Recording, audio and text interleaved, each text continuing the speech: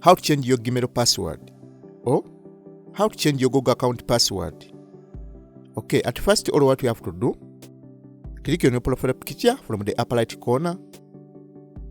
Here click on manage your Google account.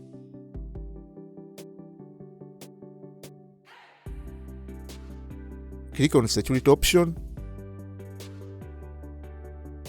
Move down and then click on passwords.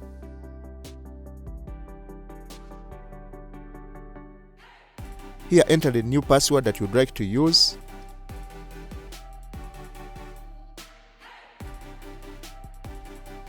After that, click on change password. Done. Now you have successfully changed the password from the Gmail.